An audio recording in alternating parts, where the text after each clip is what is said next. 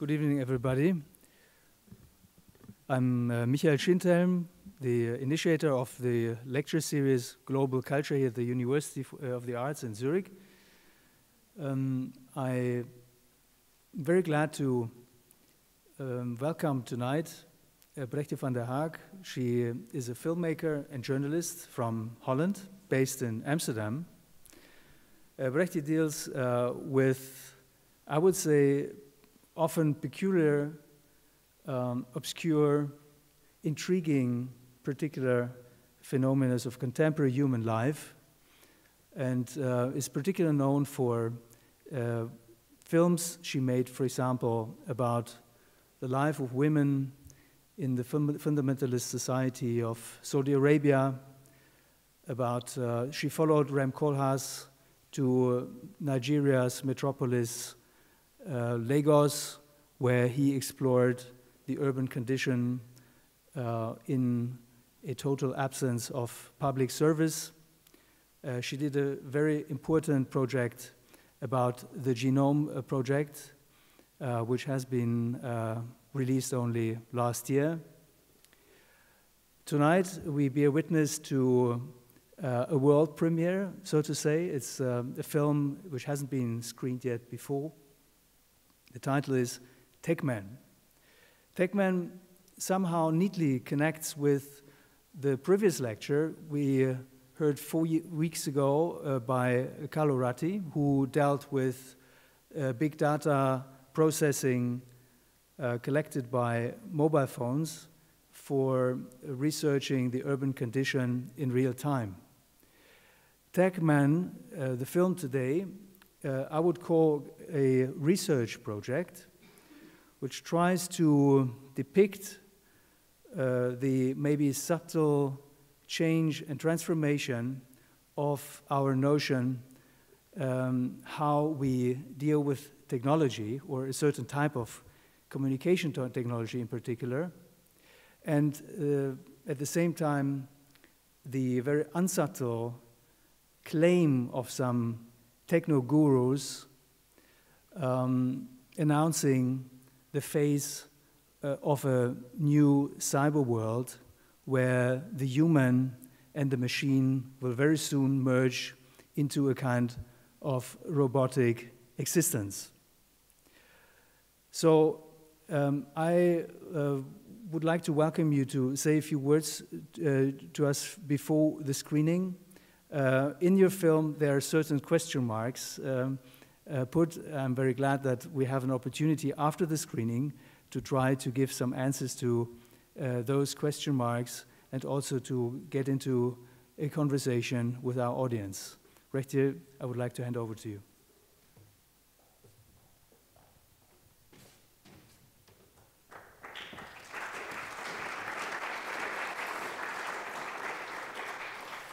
Thank you, Michael, for this introduction, and thank you for coming.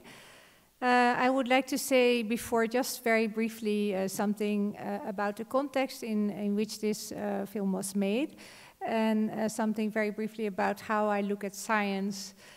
I think that you kindly introduced me as both a filmmaker and a journalist, which I am, and I'm many more things. Like all of us, I guess, we have all these multiple identities, and I think it's interesting, maybe sometimes more interesting than the label, is to look at how something was made or came into existence. And this particular thing, which you called research project, I like that actually. I would say it's a kind of exploration, a kind of exploratory road movie. I have some questions and I go out and try to get some answers, and some of these answers are not very satisfactory.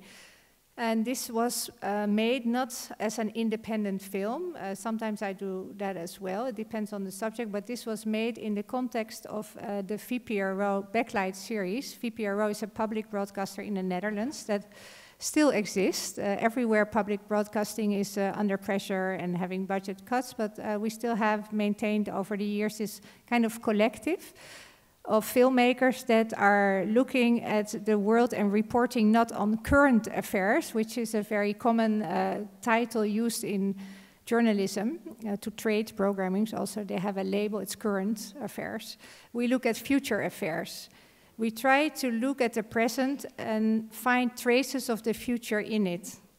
We try to look if we can find some really concrete and real things that are there, but somehow have a promise or some information on what is coming next. And I kind of like that kind of journalism because it opens some room for speculation, for imagination, and for thinking out loud in a way. So I hope you will enjoy it. And we can talk about everything afterwards, because I think really the reason we make those programs, and they are oftentimes distributed globally, not just in the Netherlands, is to sort of see if you can put something on the table as a kind of discussion piece. Like, can we talk about this? It is basically one big question mark, so I hope you will talk back. Thank you.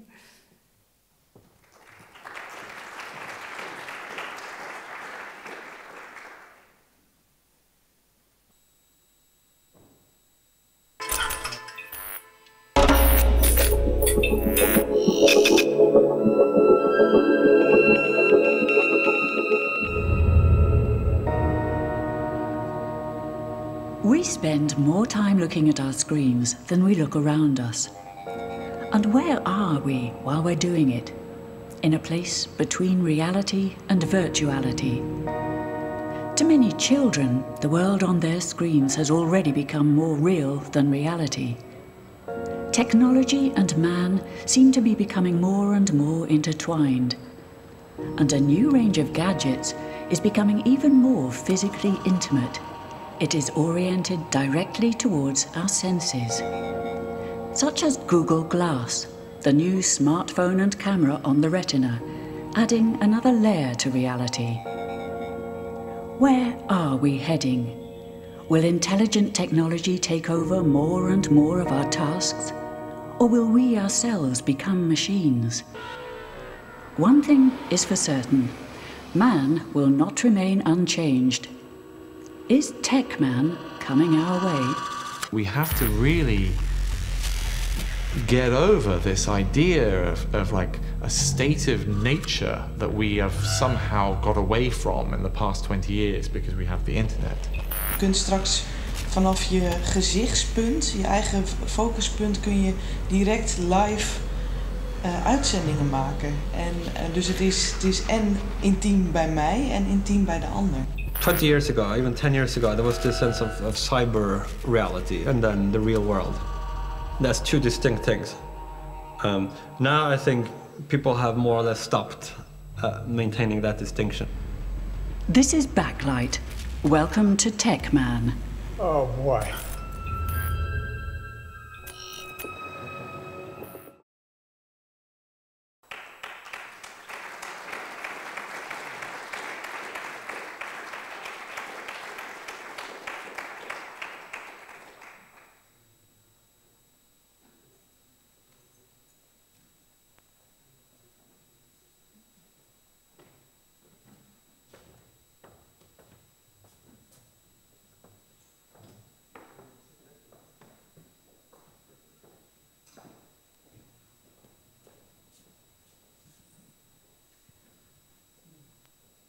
Thank you, Bregtje, for this, at the same time, thought-provoking and entertaining hour with TechMan.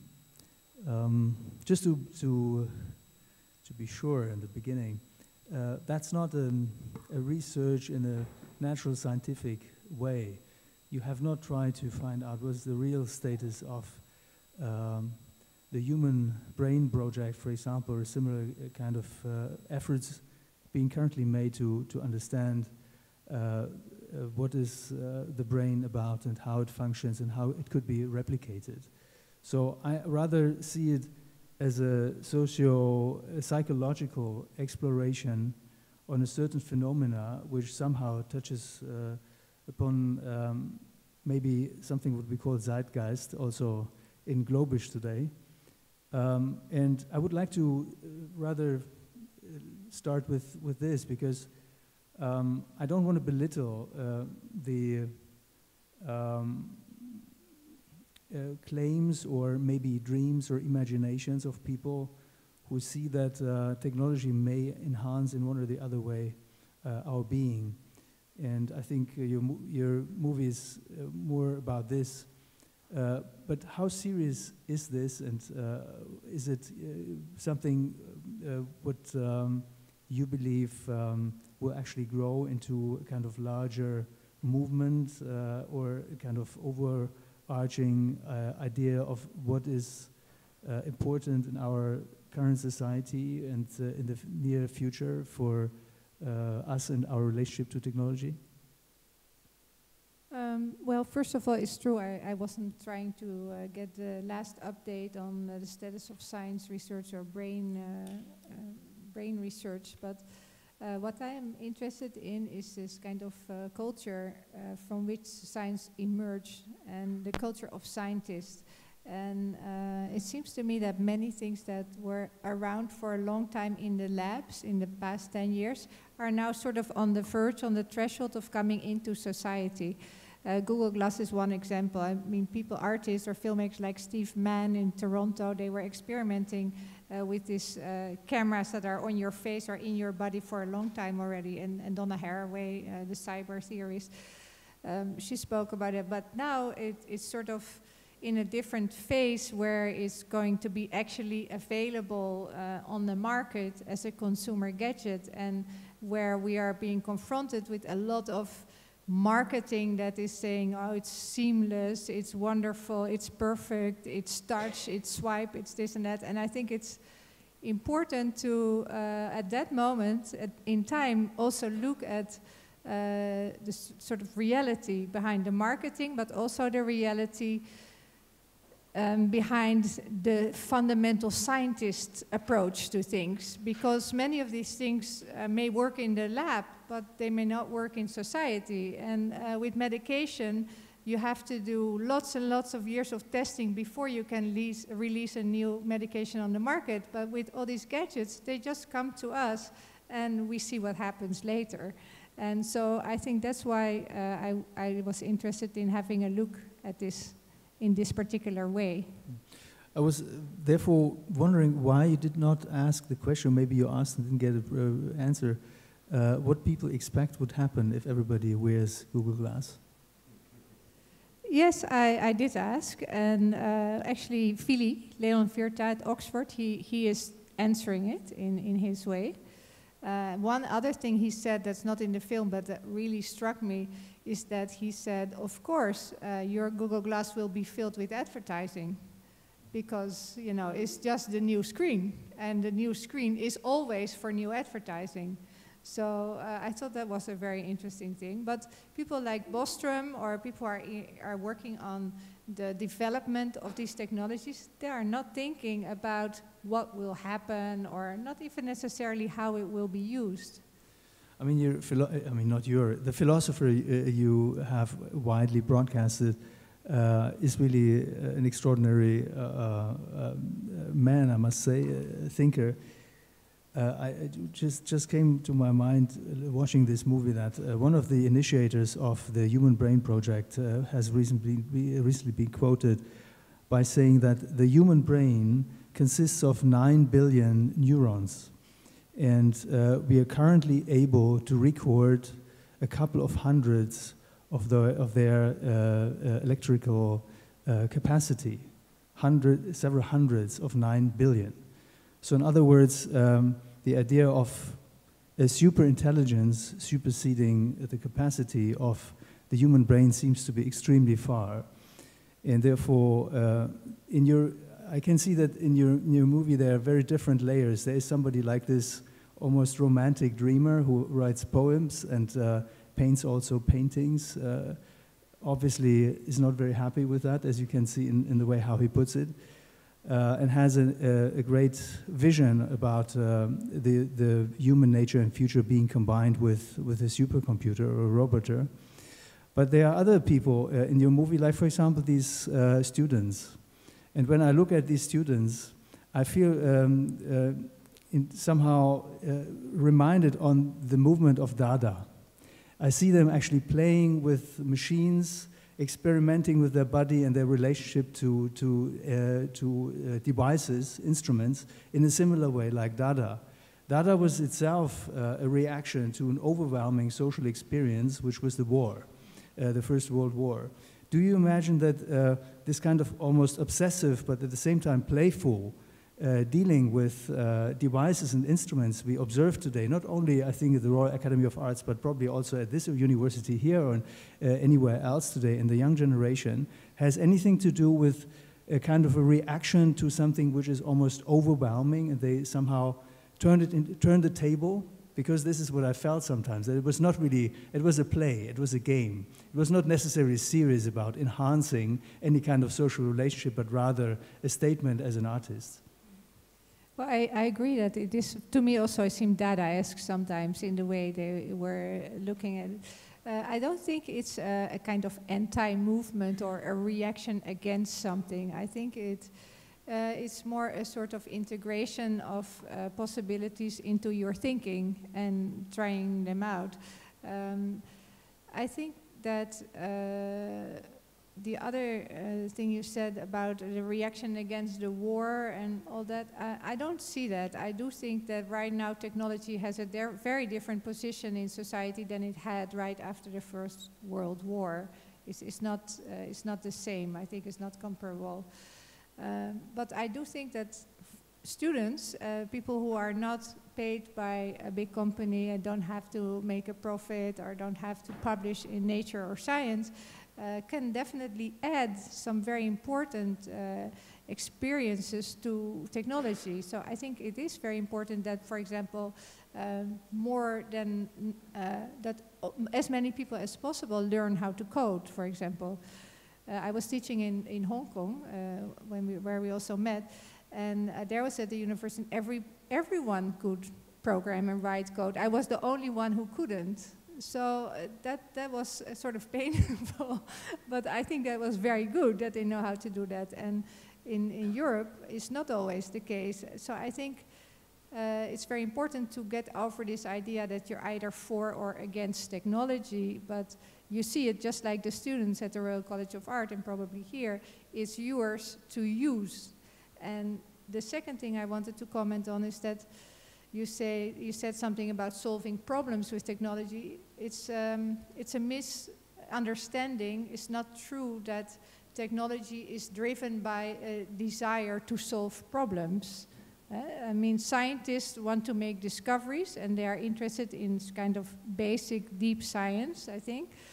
And some others may be interested in the playfulness, but I don't know, you probably know Morozov's book too. This idea that we get solutions for which there are no problems. They propose new solutions. I mean, look, an app for this, an app for that, but not necessarily for the problems that need to be solved. It should also sometimes be the other way around. That's why I think it's important that also social scientists, for example, get more educated about technology, so you can actually define problems and think about how technology can add to solving them. But I think this is an important point in the discussion in general. We always call it technology, but sometimes talk about different things. I still think, and I would reiterate that, there is a part of technology definitely designed and developed and invented for enhancing our relationship to the nature in general. That was always the case. But at the same time, we have an increasing phenomena of technology being used for, as you say, other purposes, and maybe even for, let's say, creating problems instead of solving some. Well, like my previous film was a genomics research, which is taking giant leaps. What we will do with that knowledge is not clear, but first we want to make the leaps, and then we'll see if we can use the knowledge, you know. I don't think you can reverse it. It's not that I'm saying it's bad. It's just important that people with some other kinds of intelligence get involved in the process once we have some things that can be used. I noticed that your field research led mostly to English-speaking countries, in particular to London and to San Francisco. Do you think that you would have made a similar film also in your home country, or in Switzerland, or in Germany, or in Europe in general? Well, I mean, that is difficult to say. the previous film I did on genetics research was in China, and there my expectation when I started working on it was that the Chinese approach to this kind of life sciences would be very different from Europe and America. And as we were filming along in the process, it turned out that all the leading scientists in these fields from Europe, from Denmark, from Germany, but also from Boston, from Los Angeles, were coming to this institution in China because they were allowed to do the things that they couldn't do back home. So I think fundamentally with globalization and the way science is organized with these major publications, it doesn't make that much of a difference, I think. But we had seen here also, still again, I think there are different types of people you're interviewing here. There is the philosopher, then there's somebody who's selling one of these devices, who is an entrepreneur. Then you have this kind of almost a guru in San Francisco. And then you have students and users, finally, simply users. So the different types of people using technology in a different way or think about technology in a different way. I'm rather speaking about the last layer, the users. Mm-hmm. And I would even include the editor from Wire to this group, saying he's rather a person who maybe interprets the utilization of technology, but however, it's somewhat somebody who is a user. And he made some statements, for example, what he expects to happen using Google Glass and where it could be used and where not. And he even points out that he's worried, and he corrects and said he's just wondering if in some countries it would be allowed and what kind of effect it would have, like, for example, in Germany.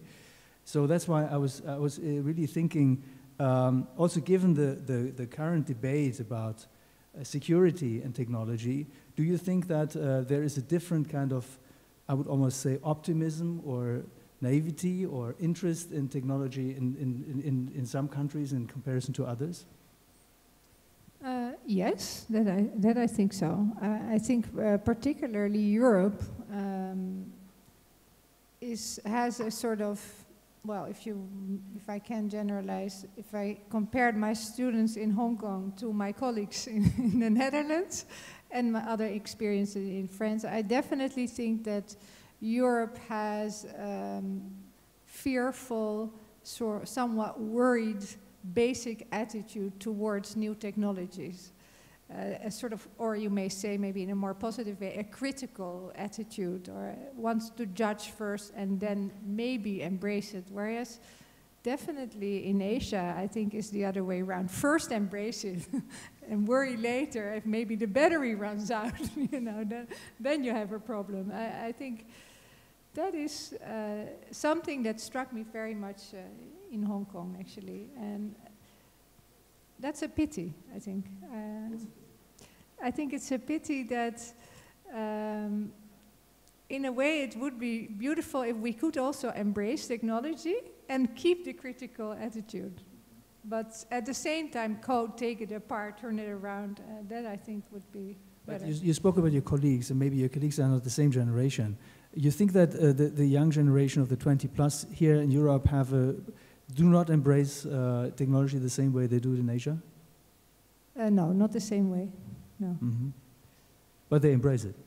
I know. Yes, more so. Yeah. I see so. I see it. I can see it at home also. So I think there's also a generational issue, of course, in the whole discussion here somehow. But maybe before we continue here, there are also questions in the audience. So that's why maybe I allow also. Well, maybe one side comment on that is that this also is related to a Christian culture, of course. This idea that you can make life, more so in genomics and life sciences, but also transhumanism, the idea that a human being is an information processing device which can be improved by adding storage, or which is a human being is data in itself.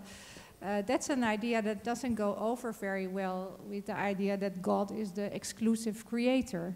So there it runs into some obstacles that are more firmly ingrained in European and American context than in Asia, of course. Yeah, but even in the Bible it says that the word turns into flesh. So in other words, if the gentleman in San Francisco wants to be somehow reassembled from his hard disk, you could actually say it's a metaphor for the word.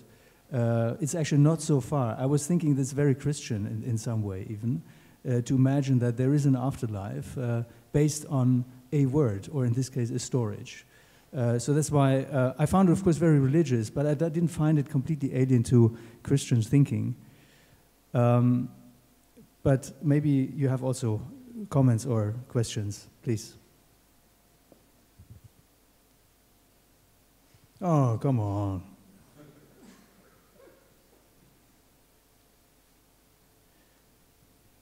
Please, there's a microphone.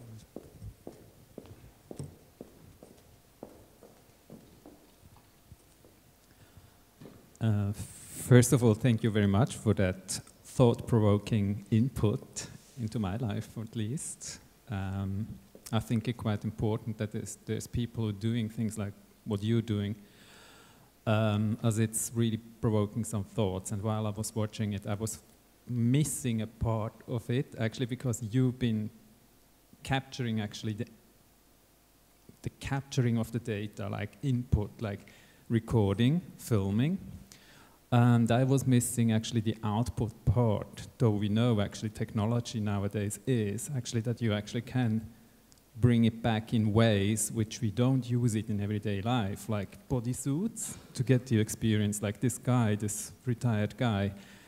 And while I was watching it, I just thought, once that guy is dead, taking that technology and all that captured stuff of his life actually, and putting someone in a bodysuit, like putting someone in his shoes with the emotions, basically the emotions, still the personal ones, but the picture, the movie is actually the experience of that guy. So now I'm sitting in my bodysuit, perceiving what that guy went through, but with my mind, which turns around the question of who am I into what am I?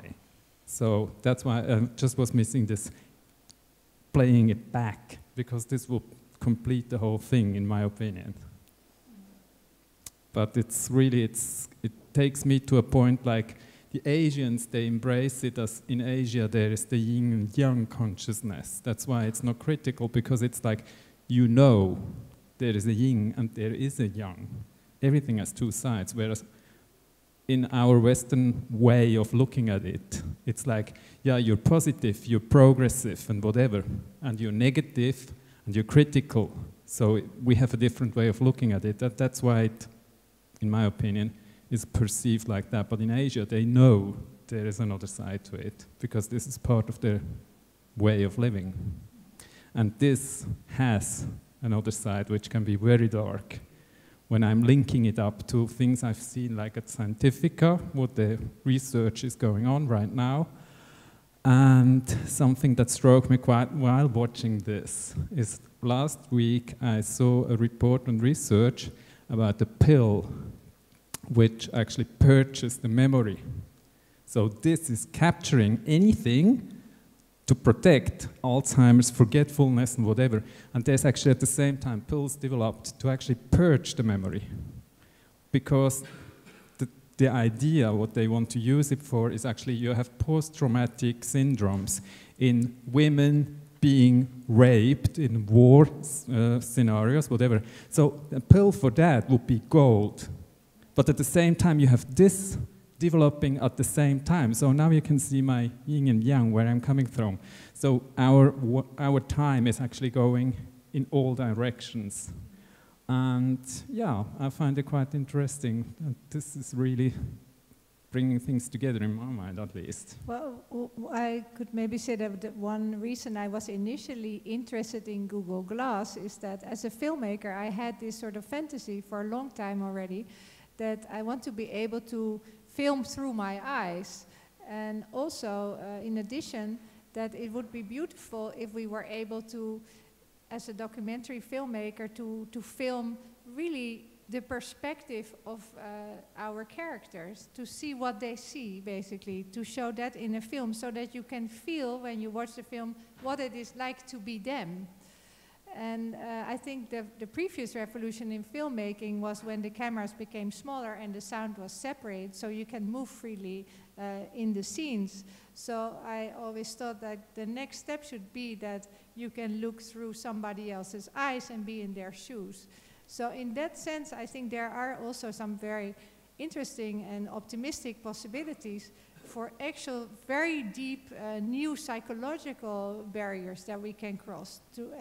I spoke to a professor from Barcelona in virtual reality, and he's doing research into racism, and if you put someone repeatedly, a white person, in a black body in different kind of scenarios, they do change, their mentality changes about these things because they have been black for a while. So I think these things are very interesting.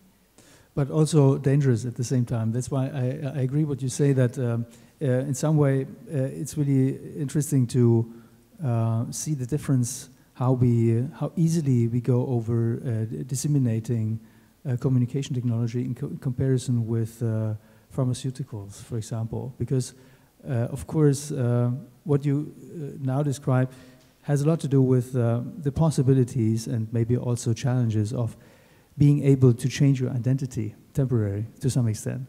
That may have, of course, an enormous impact on your own identity. So in other words, we are so much used to being manipulated by communication technology already that we don't feel anymore that there is always a progress in doing so. And I believe that it can be very helpful, but it's at the same time also very threatening, of course, I would say. I would be very interested in this pill, actually. This pill to erase memory. More questions, please? Or comments?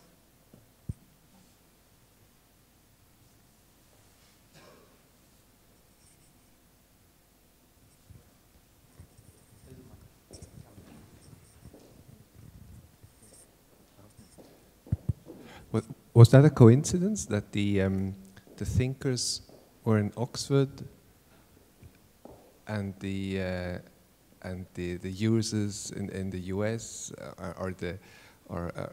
and why didn't you include Asia in the use? Because I just sort of hide, because Asians would, I think, have a completely different approach yet again, especially to the using side. Just a Korean woman, I think she was not just like a step further than anyone else in a proposal. Or is that no, it was not deliberate that the thinkers were in the UK and the doers were in America. They were sitting in the ivory tower, no? So like the European ivory tower where they were discussing these things. A very interesting observation, not deliberate. Okay, so maybe in the end I ask you almost the same question I asked last time Carlo Ratti, who in a different way always also dealt with communication devices and data processing. That's all very interesting and sometimes confusing what is happening with all these new devices. The question is, does it actually contribute in any way to some of the urgent global issues? I mean, we talk otherwise about climate change, about, also maybe the future of our privacy, maybe there is even a link, but hunger, overpopulation of the globe, and many, many others. Do you think that some of these human enhancements we are looking at here in your movie, being announced at least, do you think that they in one or the other way can contribute to minimizing or resolving some of those issues? Well, you mean specifically human enhancement, because that solves issues for individuals and then has an effect on the society. Yeah. But, or do you mean if technology can improve societies? The question is, because of course, Silicon Valley is the belly bottom of technology and invention. And you wonder, of course, why Silicon Valley contributes so little to so important other issues we face every day, like, for example, climate change and many others. You deal actually with something which is a product of Silicon Valley. So therefore, I wonder if it came across during your research to think about, is it actually possible to imagine that those devices today or in the future can make a certain contribution to something else, but only connecting people and maybe doing things what we have discussed here, what we've seen in the movie? No, I think definitely they can and they will, and I think in the past they have. It's just that they are not being designed with that purpose in mind. Is sort of almost accidental, which is when you really realize that, is quite shocking. I think if you see the kind of resource budgets that are being allocated for fundamental research without any real problem in mind to be solved with it, I think that is quite shocking. And then of course there are many problems that can be solved, but not necessarily by new technology. But that have more to do with education, or sometimes one-by-one teaching, many different things. And in medicine, I think many of the diseases that could be cured are not being cured. We all know why. So it's a kind of cynical world, but it's not technology's fault. I think I would really feel that it's best to embrace technology because it's ours, and we should maybe take it in a way away from the scientists sometimes and use it for the problems that we want to solve. And if it doesn't function very well, we should demand for better technology and improvements, you know?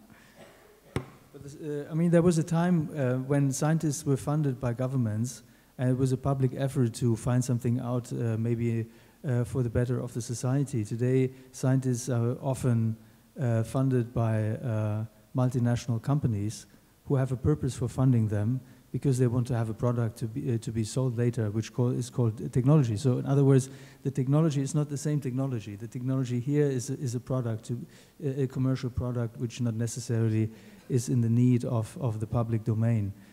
So that would be my kind of temporary idea about this. So in other words, the conclusion would be how to either convince multinational companies to fund also non-commercial technological development, or to shift some of their revenues to the public domain. One or the other would be probably necessary to have a certain change here. I don't know if this is going to happen, but hopefully it's not indiscreet. I would like to know what is actually your next project. What are you going to do now, next?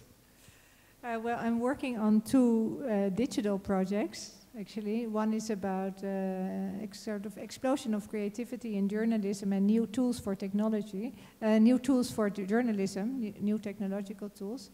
And it's actually a kind of attempt to do just that, to see what is out there, how are people using it for the goals that we think are important for independent investigative journalism, what is out there that we can use, and can we share the knowledge and maybe get better at it.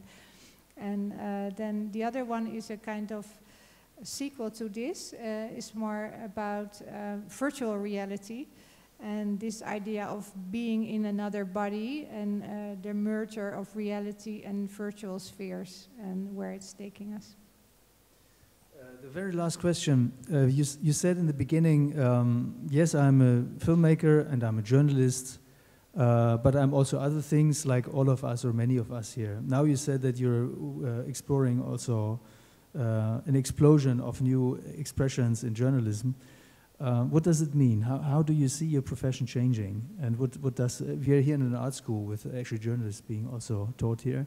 So it would be interesting to understand a bit closer from somebody who's an expert and a professional for many years, what is really going to happen? Well, I think with journalism, we hear a lot about the crisis in journalism because the traditional institutions where good journalism was taking place are in crisis. There is, in that sense, there is a crisis of the traditional business model for journalism because advertising revenue is diminishing. With the online competition, with free news, it's more difficult to get people to pay for news. At the same time, you can see that there are let's say, if you turn it around, if you look at it from the citizen's point of view, there is not a crisis in journalism because there is more information than ever, and there is very good information and a very diversified information, more different voices, more different stories. Information is available for much longer time. So what I did with 2 colleagues, researchers, we tried to do a kind of scan, a first scan globally of what is happening right now with technological tools that we might call journalism. And then it doesn't necessarily mean that it's made by someone who graduated from a journalism school or works for a newspaper, but by someone who is interested in telling meaningful stories about the changes in the world. And then you see many different things are happening that lead to, you know, a conclusion that journalism is there, is very much alive, is not dead, and that not anyone trained as a journalist is the only journalist, but that maybe we have to see a little bit broader definition of journalism, and then we can see that it's living. So also maybe data visualizers, infographics, but also writers, filmmakers. Now with a laptop and a very small camera, even with your iPhone, you can make this film. You know, I mean, you can all do it. So yeah, even the iPhone can do it without you. Yeah. At least a large part of our news information today comes actually automated from machines. So some of your colleagues are already robots. Yeah. That is not the future, but actually I do follow Ben contemporary. That there is a lot of robotized journalism, and that's definitely going to grow. There's one company called Narrative Science that write the algorithm. It's mainly used for sports and financial news now. So just the machine, the software program will write the news story based on these numbers that come in from a game, for example, and you can say, okay, it's used mainly for amateur sports now. For example, you say, okay, this game played by my son, you know, I want it to be written from the perspective of the winner, and I want to have more attention for these 2 players, and then you will get the story done accordingly. So I think that's fine. It's not something to worry about, because it's not so interesting to write these stories anyway. It means we will be more liberated to do this strange kind of explorations. I think that's good news. That sounds a bit like the journalist from Wire who said that we actually can get rid of everything, that we all actually only be creative and write poems, and so that we have 7 billion people writing poems, making music. This is actually a great last word for this evening. Thank you very much, Bregtje.